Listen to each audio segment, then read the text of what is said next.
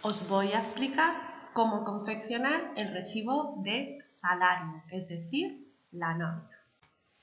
Empezamos completando el encabezado, en el que completamos los datos de la empresa y del trabajador, con eso no tendréis ningún problema, y el periodo de liquidación, que es el mes del que te están pagando la nómina, del 1 del mes correspondiente al 30 o 31 del mes correspondiente. Ese dato lo tenéis que buscar en cada ejercicio. Y después pasamos a los devengos. Los devengos es aquello que me tienen que pagar, aquello que cobro. Y lo dividimos en dos partes, percepciones salariales y percepciones no salariales. La diferencia entre la percepción salarial y no salarial es que coticen o no coticen a la seguridad social. Fijaros, de las percepciones salariales, es decir, aquello que yo cobro, una parte se la tengo que dar a la seguridad social, es decir, cotiza a la seguridad social, mientras que las percepciones no salariales son aquellos ingresos que yo tengo y que no le tengo que dar nada a la seguridad social, es decir, no cotiza a la seguridad social. Como percepción salarial, ¿qué tengo? Pues el salario base, los complementos salariales, que pueden ser de diversa índole, y las horas extraordinarias, que pueden ser normales o por fuerza mayor. Nosotros ya no vamos a ver nada más en nuestros ejercicios. Y como percepciones no salariales, nosotros lo único que vamos a ver son indemnizaciones o suplidos.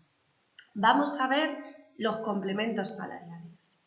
Los complementos salariales tenéis un cuadrito así en los apuntes, es cuestión de mirarlos, los diferentes complementos salariales que puede haber. Yo aquí os he puesto pues, los más normales, los más genéricos.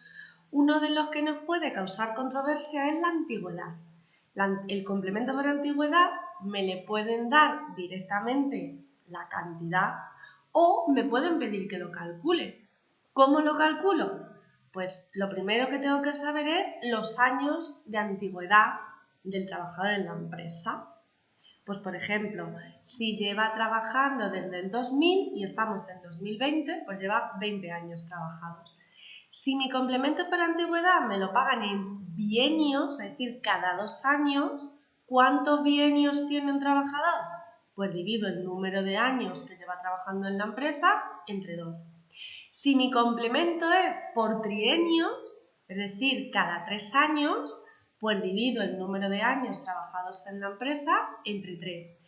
Si el complemento por antigüedad me lo pagan cada 5 años, es decir, me pagan quinquenios, pues divido entre 5. Y si son sexenios, es decir, cada 6 años, divido entre 6.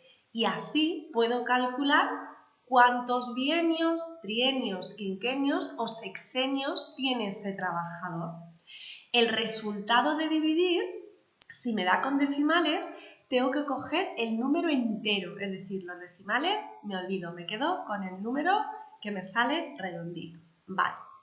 Generalmente, en los euros que se cobran por cada bienio, trienio, quinquenio o sexenio, suele ser un porcentaje del salario base. Es una lectura comprensiva que tenéis que hacer del enunciado. Lo leéis y según lo que os digan, un porcentaje del salario base, os cogéis el salario base y lo calculáis. Y por último, para calcular cuál es el complemento por antigüedad, hay que multiplicar ese porcentaje de salario base por el número de bienios, trienios, quinquenios o sexenios, según lo que me diga el enunciado. Y así ya tengo el complemento por antigüedad, que puede ser uno de los complementos que más problemas os ha podido causar a la hora de calcular y de completar una nómina. Entre las de indemnizaciones o suplidos, que son percepciones no salariales, es decir, ingresos que yo recibo y a los que no le tengo que dar a la seguridad social nada. Tenéis un cuadrito como este también en los apuntes. Estas son los posibles indemnizaciones o suplidos que yo os puedo poner. Dietas de viaje, es decir, en los gastos que yo he tenido, si he tenido que viajar, en comer y en alojarme, me los pagan en la nómina, pues me lo incluyen en la indemnización o suplido. Me pagan si me he tenido que comprar prendas de trabajo o herramientas para el trabajo, pues yo he desembolsado ese gasto y luego me lo pagan en mi nómina. La diferencia entre gastos de locomoción y el plus de transporte es que el gasto de locomoción es aquello que me pagan por el gasto que tengo de ir de mi centro de trabajo a otro centro de trabajo. Es decir, tengo que ir, pues, por ejemplo, a una reunión a Barcelona y me tengo que pagar el AVE. Pues lo que me he gastado en AVE, pues ese es el gasto de locomoción. Sin embargo, el plus de transporte, algunas empresas pagan a sus trabajadores los gastos que tienen de desplazarse de su casa, de su lugar de residencia, a el centro de trabajo. Hay algunas empresas que lo pagan y es un plus de transporte, indemnización o suplido. Es decir, es una percepción no salarial. No tenemos que pagar ninguna parte de ese ingreso a la seguridad social. Y por último, el quebranto de moneda, que dijimos que lo suelen recibir personas que utilizan efectivo y realizan cambios. Es un margen que tienen, pues, por posibles errores de caja. Quebranto de moneda. Pues igual os miráis este cuadrito y os lo vais cogiendo el truquillo de lo que es complemento salarial y de lo que es indemnización o suplido. Y cuando lo tengo todo, pues puedo calcular mi total de venganza. Después, la siguiente parte que tenemos en la nómina son las deducciones.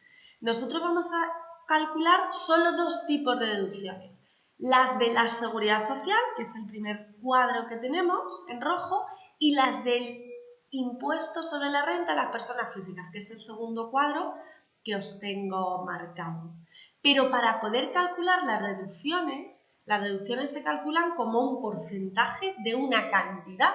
Los porcentajes, recordad que los tenemos en un cuadrito en los apuntes, pero las cantidades sobre las que hay que aplicar esos porcentajes hay que calcularlos.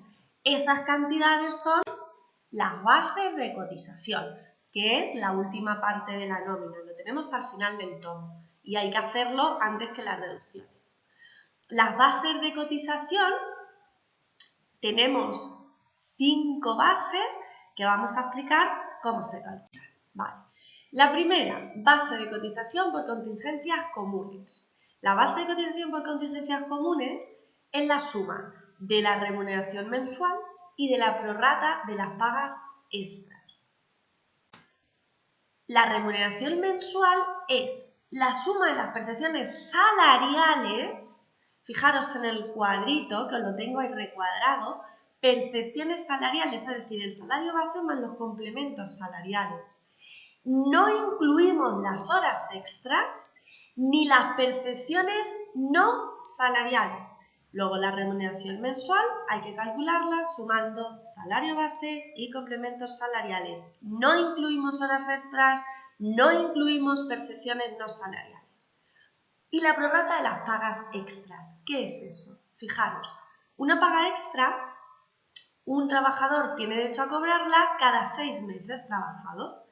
Ahí os he puesto un calendario.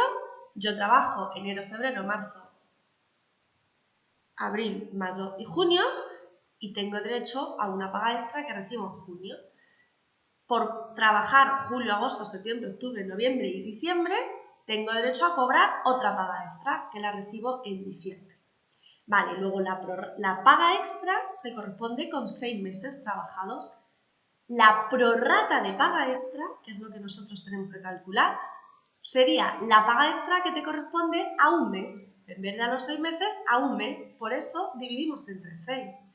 La paga extra en cada ejercicio te indica de qué importes se compone. Luego tenéis que volver a hacer una lectura comprensiva, calcular la paga extra según lo que te dice el enunciado y dividir entre 6 meses para calcular lo que te corresponde a un mes. Y eso es la prorrata de las pagas extras.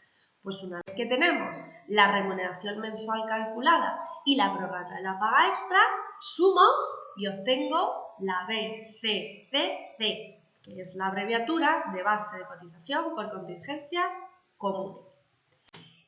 La siguiente base es la base de cotización por contingencias profesionales. Fijaros que además os dice que es para desempleo, formación profesional, fondo de garantía salarial. ¿Cómo se calcula? Sumando la BCCC y las horas extras, si es que las hay, tanto normales como por fuerza mayor. Si no las hubiera, la BCCP coincide con la BCCC. Y las bases de cotización por horas extras es el importe de las horas extras, si es que las hubiera en esa nómina.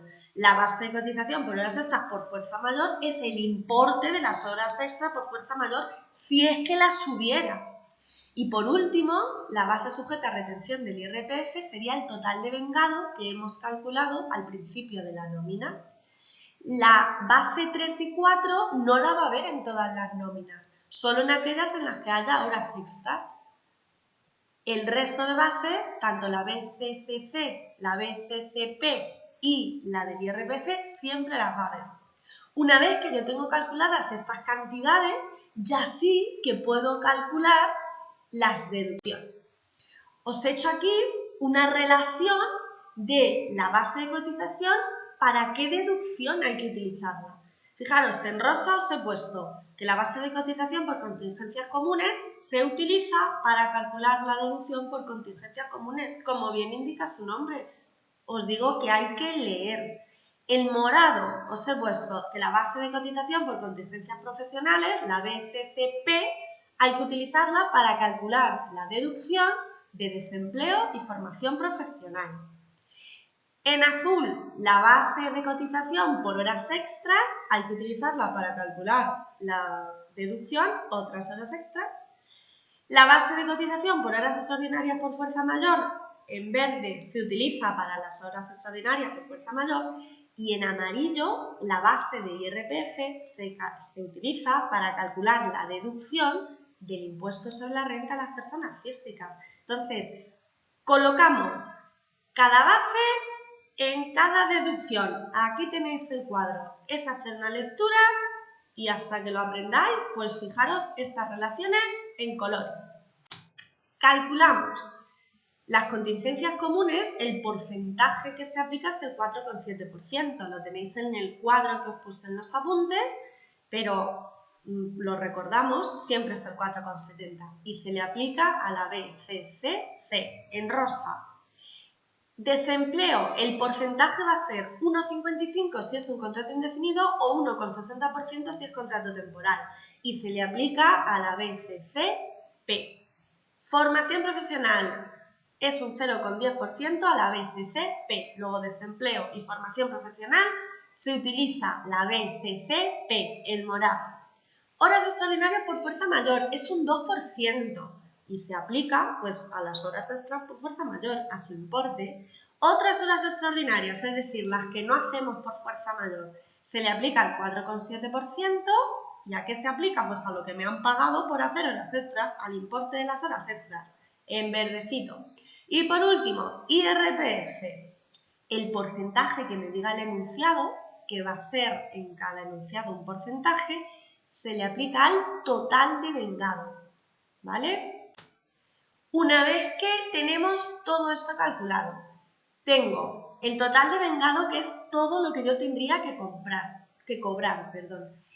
B, total a deducir, todo lo que me van a quitar de mi nómina y que por tanto no lo voy a cobrar. Resto y tengo el líquido a percibir, es decir, mi sueldo neto, lo que me pagan. Con esta explicación, mirárosla todas las veces que necesitéis, tanto oída como visual. Los ejercicios que ya tenemos hechos, los apuntes, tenéis que ser capaces de confeccionar las nóminas que hemos hecho. Un saludo.